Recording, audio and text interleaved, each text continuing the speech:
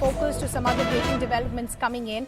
And this is what sources are telling CNN News 18 from the Health Ministry. As of now, there are 10 different variants of COVID-19. The recent variant that has emerged is BF7. As of now, the Omicron variant is still there in India. Also, cases of Delta is prevailing, but the situation is under control. We had 130 cases of COVID in India. With proper protocols being followed, things will be under control. MD Medanta Hospital, Naresh Trehan is now joining us. Sir, good to have you on the broadcast with us. So, sources within the Health Ministry now telling us about the various strains. So, we are understanding there are 10 different variants of COVID-19. Is Omicron still the dominant variant as far as India is concerned? Yeah, no, of course, Omicron was the variant from the previous Delta wave. And then what happened was that there are variants now of Omicron. So these are like numbers like BA7 and all these things. They're all sub-variants of it. And some of them have the capability of spreading faster, but none of them has been any more virulent than Omicron. So this is what normally happens is that when the virus mutates, it loses its power of infectivity as it goes along, but it increases its power of spreading. So what we are seeing in China is not very...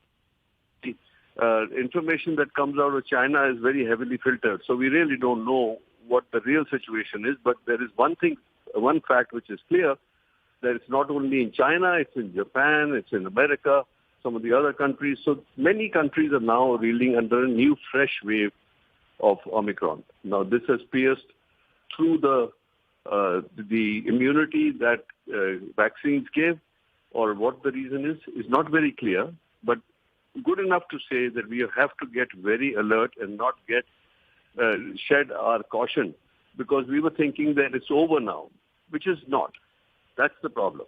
So, sir, I want to understand from a viewer perspective, you're saying we can't let our guard down. But because of the videos that we're seeing in China, the worry is that there will be a pattern emerging in India as well, possibly.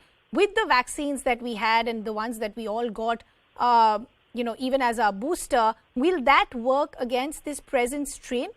Or will we need maybe another booster in days to come? Yeah, no, what some of the other countries have done is to create what we call bivalent vaccines. That they are now effective against not only Omicron, but some of the subvariants.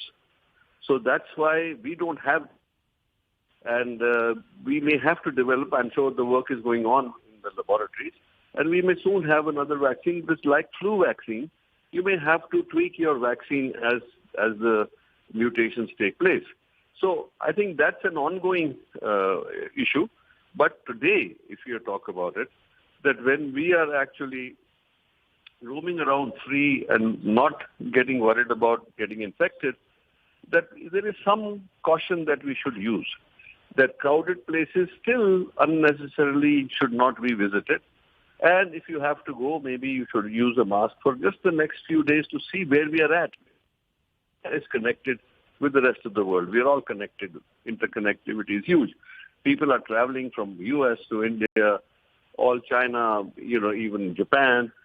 So all these things, is it going to spread again? We don't know, but we need to be very, very alert. That's the warning today. True. That's an important message that you were sending out, that we possibly need to go back to the basics where we need to wear a mask, sanitize ourselves. But sir, you've also been seeing the videos that are emerging from China where crematoriums are full. Do we have any sense at this point of the severity of the strain?